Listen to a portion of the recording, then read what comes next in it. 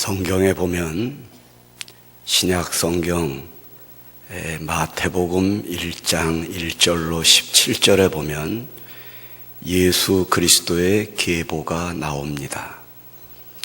거기에는 남성들 위주로 이름이 이렇게 내려가고 있는데 5명의 여성의 이름이 거기에 올려져 있습니다. 유다의 며느리 다말, 그리고 라합과 보아스의 아내인 룻, 그리고 우리아의 아내, 그리고 예수님의 어머니 마리아, 이렇게 5명의 이름이 기록되어 있습니다.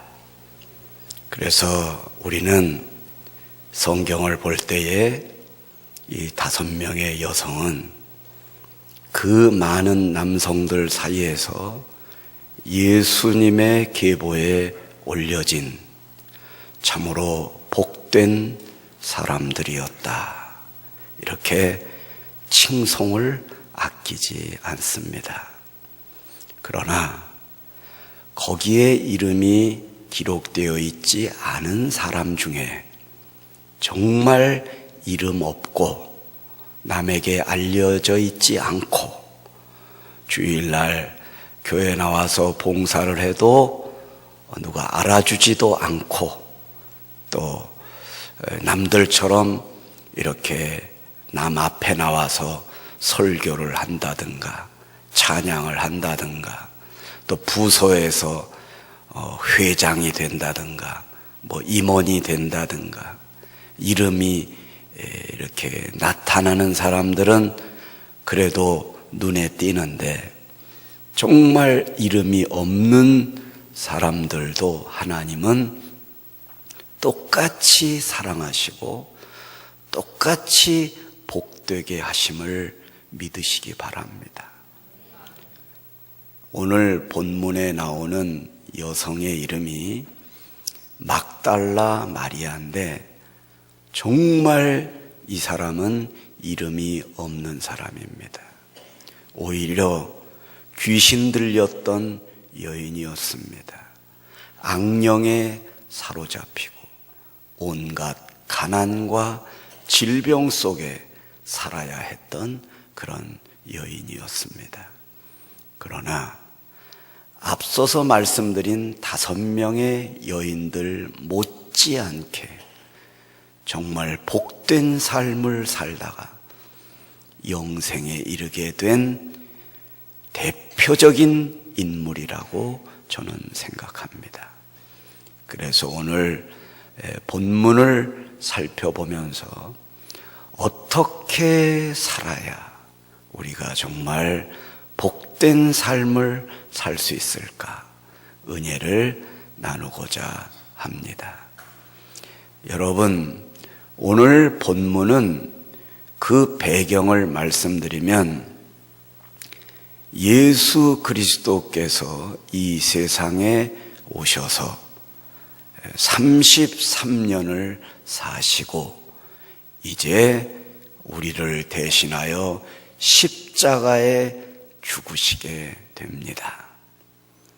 그래서 십자가에 금요일 오후 3시, 우리나라 시간으로 유대인의 시계는 6시간의 차이가 납니다.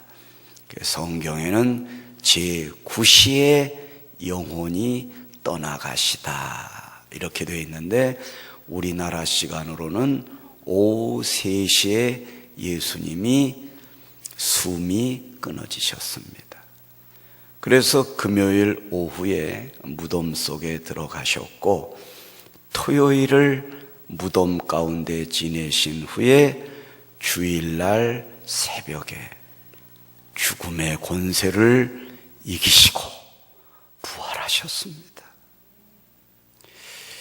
그 새벽에 막달라 마리아가 예수님의 무덤을 찾아가는 그 장면, 그게 이제 오늘 본문의 시작이 되겠습니다. 그러면 우리 다 같이 본문을 보도록 하겠습니다.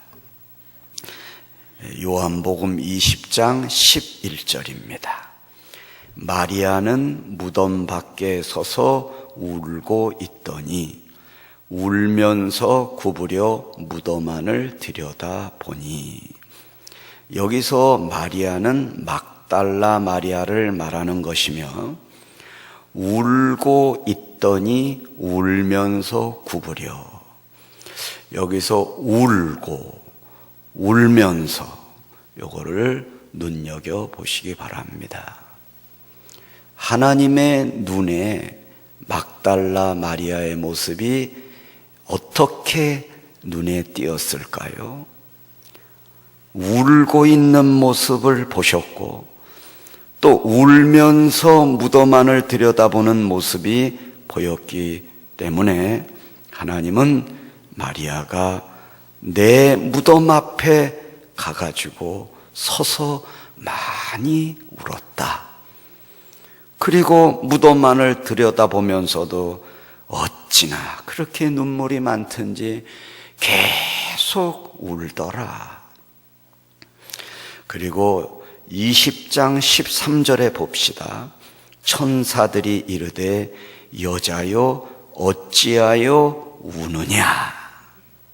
이르되 사람들이 내 주님을 옮겨다가 어디 두었는지 내가 알지 못함이니이다. 14절에 보니까 이 말을 하고 뒤를 돌이켜 예수께서 서 계신 것을 보았으나 예수이신 줄은 알지 못하더라. 왜 예수님을 봤는데 예수님을 못 알아봤을까요? 그것은 부활 전에 예수님만 알고 있었지 예수님의 부활을 체험하지도 못했고 부활을 알지도 못했기 때문에 부활하신 예수님은 부활 그 자체이신데, 왜냐하면 예수님은 나는 부활이요 생명이라. 그러니까 부활을 모르니까 부활이신 예수님을 알 리도 없고 알아볼 리도 없지요. 마리아에게 눈물은 있었지만, 사랑은 있었지만, 봉사는 있었지만, 설교는 할 줄 알지만, 찬양은 부를 줄 알지만, 봉사는 할 줄 알지만 마리아에게는 부활이 없었어요. 죽은 자가 무덤을 열고 걸어 나오는 것에 대한 이해가 없었다는 거죠. 그래서 예수님을 봤으나 예수님을 알아보지 못한, 성경을 보나 부활하신 예수님을 알아보지도 못하고, 성경을 읽으나 기적도 모르고, 성경을 읽으나 죽음을 생명으로 바꾸시는 주의 능력을 알 리도 없지요. 그냥 교회 나오는 겁니다. 그냥 목사하는 거예요. 그냥 전도사 하는 겁니다. 모양만 있고 능력을 부인하는 자들이죠. 15절입니다. 예수께서 이르시되 여자야 어찌하여 울며 누구를 찾느냐. 어찌하여 우느냐, 왜 우느냐. 여러분, 예수님이 마리아가 왜 우는지 모르시겠습니까? 전능하신 주께서 지금 마리아가 왜 무덤 앞에 와서 울고 있는지 모르셔서 어찌하여 우느냐 이렇게 물어보신 게 아닙니다. 어찌하여 우느냐, 왜 내 마음을 그렇게 아프게 하느냐. 너 울며 기도하는 거는 좋다. 그런데 너의 눈물은 감사의 눈물도 아니고 말씀에 대한 감격의 눈물도 아니고 죽음을 슬퍼하는 눈물이구나. 내가 분명히 살아있을 때에 너에게 수차례 주는 무덤 3일 계시다가 살아날 것을 얼마나 많이 말해줬느냐. 그런데 너는 어찌하여 내 무덤 앞에 와서 빈 무덤을 보고 감격하고 찬송하고 주를 노래해야 될 텐데 어찌하여 이렇게 슬퍼하느냐. 네가 나를 따라다니고 나에게 기도하고 신앙생활하는 거는 고맙다. 그러나 너는 십자가의 고난은 알고 있지만 죽음에서 살아나게 하시는 부활의 믿음은 없구나. 그러므로 너의 눈물은 가치 있는 눈물이라고 볼 수가 없다. 이제 그 눈물을 거두고 죽음을 생명으로 바꾸신 주의 능력을 찬양해라. 이게 중요하다 이겁니다. 그러면서 마리아가 뭐라고 대답했는 줄 알아요? 그가 동산지기인 줄 알고 이르되 주여 당신이 옮겼거든 어디 두었는지 내게 이르소서 그리하면 내가 가져가리이다. 내가 가져가리이다. 참 이 부분은 우리가 좋게 생각해야 됩니다. 여러분, 우리가 아무리 사랑하는 사람이 세상을 떠났다 하더라도 무덤까지는 가요. 장례까지는 갑니다. 땅속에 매장할 때까지는 울어요. 그리고 다른 사람들 다 무덤에서 내려가서 식사를 해도 정말 사랑하는 이가 죽었을 때는 음식도 제대로 못 먹고 한 그날 정도는 흐느끼고 울지요. 물론 며칠 동안 그럴 수 있죠. 그러나 다시 무덤에 찾아갔을 때 사랑하는 이의 시신이 없어졌다고 생각하면 그 시신을 없어진 걸 보고 또 울 수도 있습니다. 그러나 그 없어진 시신에 대하여 동산지기에게 또 그 묘소를 관리하는 분에게 찾아가 가지고 시신을 어디다가 누가 가져갔는지 꼭 좀 찾아달라고. 왜 그러냐고. 내가 그 시신을 모시고 가야 되겠다고. 이렇게까지 말할 수 있는 사람이 드물겠지요.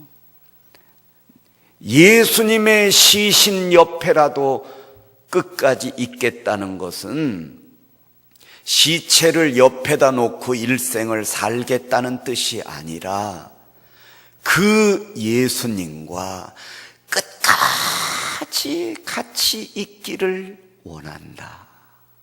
이런 뜻입니다. 그래서 예수님께서 16절에 이렇게 말씀하십니다. 다른 말씀 안 하셔요. 그냥 이름만 부르십니다. 예수께서 마리아야. 여러분, 저는 설교를 준비하면서 마리아야, 마리아야 이 장면을 놓고요 한참 동안 내가 이 성경을 보고 있었어요. 규정아, 규정 목사야, 변규정 목사야. 부르시는 주의 음성을 한번 생각해 봤습니다. 여러분, 이 세상에 태어났다가 한 번 왔다가 한 번 가는 인생인데 전능하신 주께서 나를 찾아오셔서 얼마나 힘드냐, 잘 지내느냐, 오늘 설교하러 가느냐, 변규정아, 불러주시는 사람보다 더 행복한 사람이 어디 있겠습니까, 여러분?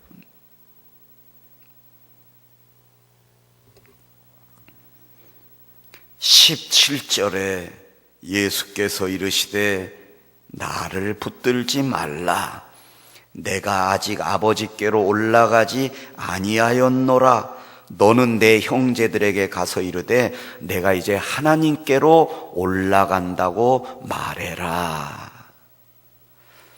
이보다 복된 여인이 어디 있겠습니까? 여기서 내 형제들은 12 제자를 말합니다. 이제 가룟 유다 빼고 11 제자겠죠.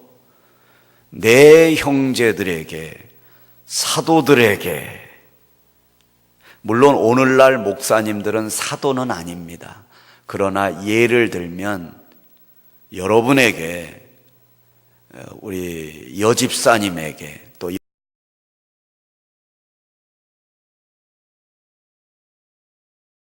목사님들에게 가서 예수께서 너에게 오셨음을, 그리고 부활하셨음을, 다시 살아나셨음을 가서 그들에게 이야기해다오. 그리고 꼭 전해라. 힘들지? 목사님들 힘들지만 끝까지 내가 목사님들과 함께 할 것을 이야기해라. 그것도 어느 남성에게 맡기지도 않고 교회에서 중직을 가지고 계신 분에게 맡기지 않고 이렇게 가난하고 병들고 소외되고 이름 없는 한 여성에게 찾아가셔서 이 기쁨의 소식을 전해라. 이런 부탁을 받은 여성이 여기에 있다면 그분이야말로 가장 복된 성도인 줄 믿습니다. 그래서 18절에 보니까 막달라 마리아가 가서 내가 주를 보았다 하고 주께서 자기에게 이렇게 말씀하셨다 이르니라. 자, 본문 다 끝났어요. 여러분이 얼굴에 표정이 밝아지시는 걸 보니까 오늘은 좀 일찍 끝나네. 할렐루야. 하지 마시기 바랍니다. 이제 시작입니다. 자, 이제 우리는 마리아가 왜 복된가? 주께서 부활하신 새벽에 그 장소에 가 있었던 것 때문만이 아니라, 마리아는 그때만 거기 있었던 게 아니라 예수님이 십자가에 달리셔가지고요, 물과 피를 다 쏟으시면서 십자가 아래를 이렇게 내려다보고 계실 때 그때도 거기에 있었습니다. 요한복음 19장 25절을 찾아보겠습니다.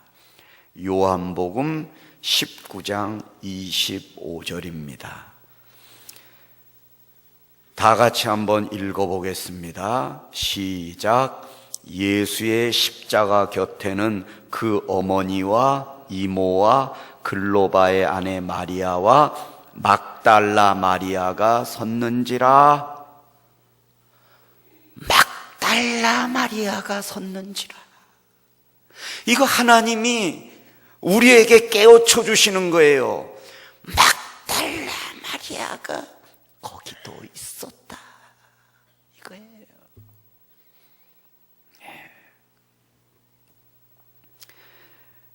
예수님께서 임종하시려는 순간에도 그 자리에 있었다. 결혼식에 가는 발걸음도 귀하나 장례식에 가는 발걸음 또한 귀합니다. 부자의 결혼식에 가는 것도 귀하나 가난하고 외로운 자의 집안의 결혼식에 가는 것은 더욱 귀합니다. 그럴 때 하나님이 여러분을 복되게 하실 줄 믿습니다. 마태복음 27장 54절을 찾겠습니다.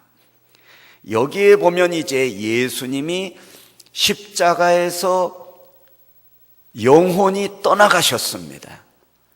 그 직후에 성소의 휘장이 위로부터 아래까지 찢어져 둘이 되고 땅이 진동하고 바위가 터지고 무덤 문이 열리고 죽었던 성도들이 많이 살아났습니다. 그때도 그 자리에 있었습니다. 읽어보겠습니다. 시작. 백부장과 및 함께 예수를 지키던 자들이 지진과 그 일어난 일들을 보고 심히 두려워하여 이르되 이는 진실로 하나님의 아들이었도다 하더라. 예수를 섬기며 갈릴리에서부터 따라온 많은 여자가 거기 있어 멀리서 바라보고 있으니 56절입니다. 시작. 그 중에는 막달라 마리아와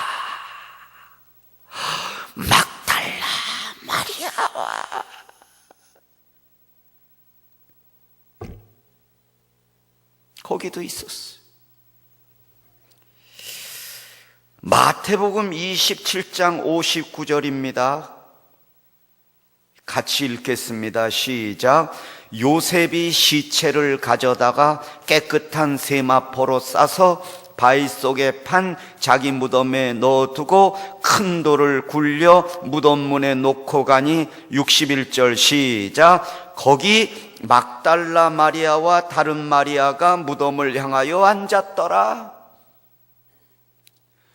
막달라 마리아.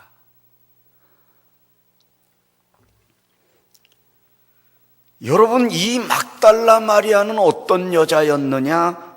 마가복음 16장 9절에 잘 가르쳐주고 계십니다. 마가복음 16장 9절. 저를 쳐다보지 마시고 찾으세요. 어떻게 해서도 제가 찾아놓은 거 혜택을 보려고 하지 마시고 다 같이 찾겠습니다. 시작. 예수께서 안식 후 첫날 이른 아침에 살아나신 후 전에 7 귀신을 쫓아내어 주신 막달라 마리아에게 먼저 보이시니. 이제 막달라 마리아를 설명해 주시면서 그 여인이 어떤 환경에 있었던 사람이라는 걸 보여주고 계십니다. 특별한 자가 아니다.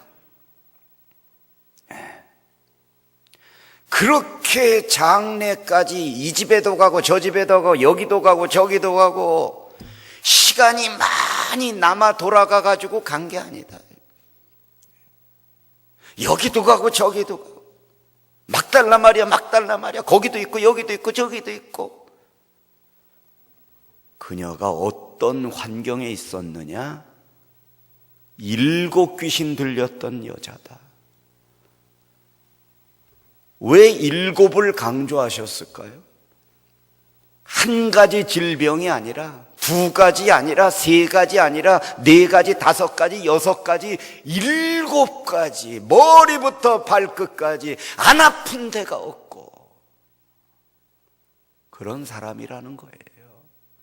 그런 환경 속에서도 굴하지 않고 좌절하지 않고 오직 예수 전능하신 주 하나님을 의지할 때에 하나님이 그의 몸에서 7 귀신을 사라지게 해주셨습니다. 할렐루야.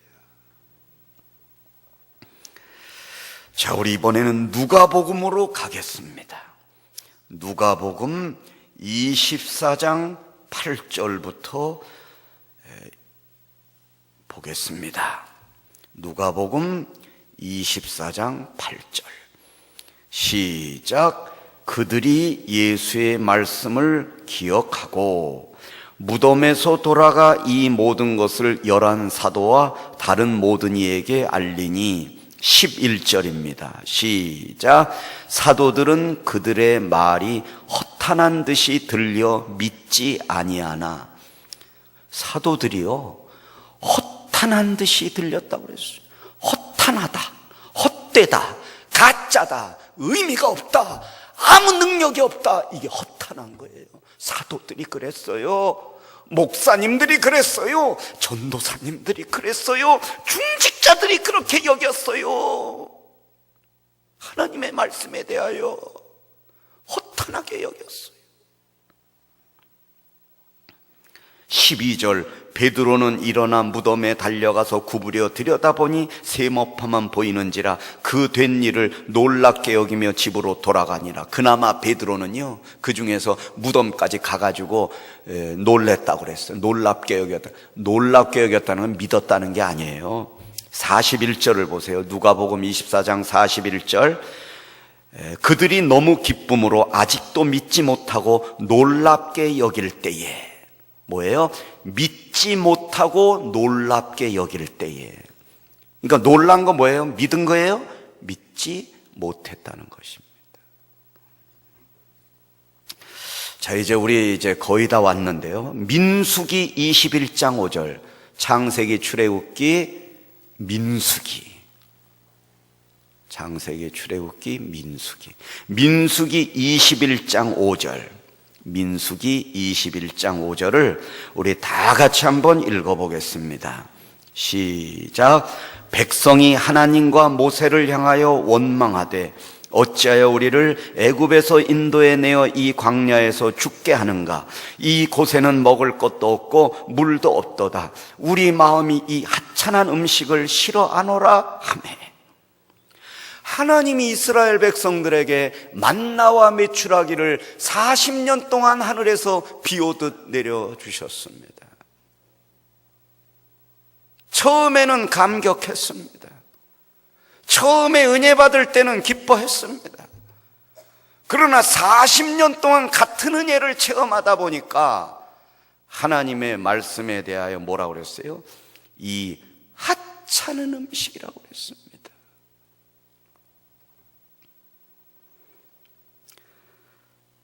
사무엘상 15장 9절을 보겠습니다. 이제는 아예 포기하고 계시군요. 마지막입니다. 사무엘상 15장 9절. 창세기는 찾겠는데 사무엘상은 어디 있는가? 훑다 보면 신약까지 그냥 가는 수가 있어요. 사무엘상 15장 9절 다 같이 읽겠습니다. 시작. 사울과 백성이 아각과 그의 양과 소의 가장 좋은 것 또는 기름진 것과 어린 양과 모든 좋은 것을 남기고 진멸하기를 즐겨 아니하고 가치 없고 하찮은 것은 진멸하리나. 하나님이 사무엘을 통하여 사울에게 그랬거든요. 아말렉과의 전쟁에 나가거든 남녀노소를 불구하고 다 죽여라. 그리고 양과 가축과 짐승과 소 다 죽이라고 그랬습니다. 그런데 사울이 어리석게도 자기 눈에 볼 때 쓸만한 거는 안 죽였어요. 가치 없고 하찮은 것은 진멸했다. 이거는 하나님의 말씀을 모독한 겁니다. 하나님의 말씀을 하찮게 여기고 하나님의 말씀을 진멸한 자가 된 것입니다. 그래서 하나님은 사무엘상 15장 11절에 내가 사울을 왕으로 세운 것을 후회한다 그러셨어요. 여러분, 하나님은 여러분은 가난해도 후회하지 않으십니다. 여러분이 질병 가운데 날마다 고통 속에 있어도 하나님은 여러분을 후회하지 않으십니다. 그러나 하나님의 말씀을 멸시할 때에 하나님은 여러분을 후회하십니다. 하나님을 후회하게 하는 자가 되지 마시기를 바랍니다. 마지막으로 사무엘상 15장 17절입니다. 사무엘이 이르되 왕이 스스로 작게 여길 그때에 이스라엘 지파의 머리가 되지 아니하셨나이까? 여기 보십시오. 스스로 작게 여길 때에 하나님이 당신을 복되게 하시지 않았나요? 이겁니다. 오늘 밤부터 부흥회가 열립니다. 부흥회 가는 것보다 내가 집에서 1시간 기도하는 게 더 나아. 부흥회 새벽 5시, 저녁 7시, 오늘 밤부터 수요일까지 열리는데 그냥 차라리 내가 기도원 가는 게 나아. 부흥회 가도 그저 그래. 들어보면 그냥 내가 성경 읽는 게 더 나아. 인터넷으로 여러 목사님들 설교 듣는 게 나아. 이거는 스스로 작게 여기는 자의 자세가 아닙니다. 여러분, 막달라 마리아처럼 죽음을 생각하고 무덤 앞에 가가지고 통곡했지만 거기서 부활의 예수님을 만났다면, 이번 부흥회와 더불어 이 꽃동산 교회에 빈 본당에 낮이나 새벽이나 밤이나 아무도 없는 이 자리에 올라와 스스로 작게 여기고 하나님 앞에 무릎을 꿇고 엎드려 간구할 때에 여러분의 삶을 복되게 하시는 주 하나님께서 만나와 메추라기를 비오듯 부어주실 줄 믿으시기 바랍니다. 기도하겠습니다.